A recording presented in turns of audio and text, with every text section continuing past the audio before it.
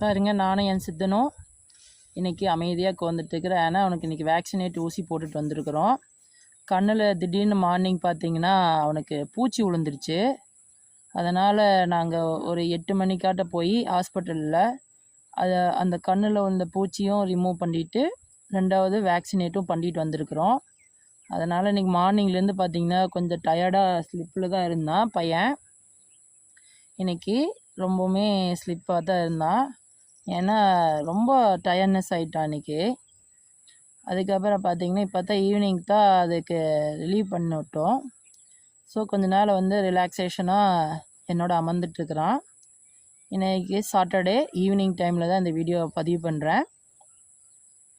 இன்றைக்கி 13ஆம் தேதி இன்றைக்கி 15/11/2025 மாலை 4:59க்கு இந்த காணொளியை பதிவிடுறேன். நன்றி, வணக்கம்.